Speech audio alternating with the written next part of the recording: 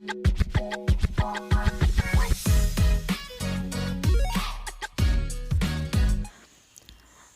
बच्चों, welcome to my YouTube channel.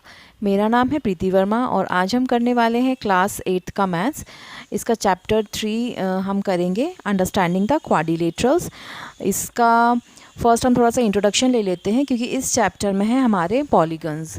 Polygons की simple definition अगर आप बोलें तो a simple close curve made up of only line segments. मतलब एक सिंपल क्लोज्ड कर्व रहेगा, एक फिगर ड्रॉ करेंगे जो कि हमारा लाइन सेगमेंट से बना होगा, उसको हम पॉलीगन बोलेंगे। इस पर यहाँ पर बहुत सारे एग्जांपल्स मैंने बना के रखे हैं, आप देख लीजिए। जैसे यहाँ पर हमने ट्रायंगल ड्रॉ किया, ये आप देख सकते हैं कि क्लोज्ड है, क्लोज्ड फिगर है, ठीक है, and made up of 3 line segments, तो ये पॉलीगन है। अब हम स्क्वायर का एक एग्जाम्पल ले लेते हैं। ये भी 4 लाइन सेगमेंट से बना हुआ है and it is also a closed figure, ये it is also a polygon. अब पेंटागन में भी it is made up of 5 line segments and it is also a closed figure and this is also our polygon. Hexagon is also one of the example of polygon, ये भी 6 line segment से बना हुआ है, तो ये भी हमारा एक पॉलीगन होगा।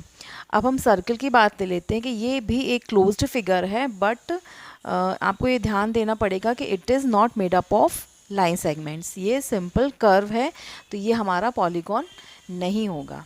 एक और एग्जांपल ले लीजिए, ये वाला शेप। अब ये जो है ट्रायंगल टाइप से है, ये लाइन सेगमेंट से बना हुआ है, क्लोज्ड फिगर है, बट यहाँ पे ये ओपन है, तो this will not be A polygon. अब यहाँ पर देखिए कि ये 3 लाइन सेगमेंट से जॉइन है और ऊपर कर्व है, तो ये भी क्लोज्ड फिगर है, बट ये भी हमारा पॉलीगन नहीं होगा। अब I hope you understand the polygons. इसमें नेक्स्ट टॉपिक है हमारा डायगोनल्स। डायगोनल्स सिंपल लैंग्वेज में ये जो हमारे पॉलीगन्स वाले डायग्राम हैं, इनके अपोजिट वर्टिसेस को अगर हम एक लाइन सेगमेंट से जॉइन कर देंगे तो ये हमारे डायगोनल्स कहलाएंगे। इसको भी आप जॉइन कर सकते हो, ये इसमें हमारे 2 डायगोनल्स हो गए, ठीक है। इसमें भी पेंटागन में भी आप ये एक अपोजिट वर्टिसेस को जैसे ज्वाइन करेंगे तो इसमें भी हमारे 2 डायगोनल्स हो गए। लाइकवाइज ये भी डायगोनल्स ही कहलाएंगे। चलिए अब लेते हैं हमारा नेक्स्ट टॉपिक। नेक्स्ट टॉपिक्स हैं convex polygon and concave polygon. Convex polygon simple language में, if all the angles of polygon are less than 180 degree, अगर कोई पॉलीगन के जो सारे एंगल्स हैं वो लेस दैन 180 डिग्री हैं तो उसको हम कॉन्वेक्स पॉलीगन बोलेंगे।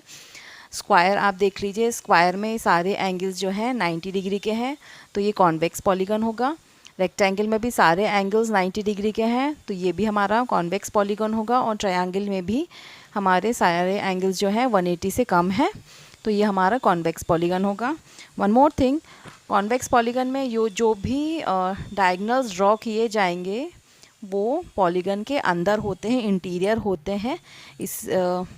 इसलिए इसको भी कॉन्वेक्स पॉलीगन बोला जाएगा, जिसके भी डायगोनल्स अगर डायग्राम के फिगर के अंदर है तो। नेक्स्ट है concave polygon. If any one of the angle of polygon is greater than 180 degree. अब इसमें जो हम डायग्राम बनाएंगे, फिगर बनाएंगे, उसमें कोई भी एक एंगल 180 डिग्री से ज़्यादा होगा, ग्रेटर होगा, तो वो हमारा हो जाएगा कॉनकेव पॉलीगन। ये आप देख सकते हैं एग्जाम्पल इसका। ये सारे जो एंगल्स हमारे 90 डिग्री के हैं और ये जो हमारा एंगल है एक 180 से ज़्यादा है। अब इसमें भी जो डायगोनल्स, इसमें बहुत सारे डायगोनल्स जो हैं अंदर बन जाएंगे, इंटीरियर हो जाएंगे, बट एक डायगोनल जो हमारा है वो एक्सटीरियर भी आएगा। तो जिस पॉलीगन में डायगोनल अगर एक्सटीरियर आता है तो वो हमारा कॉनकेव पॉलीगन होगा। ओके बच्चों,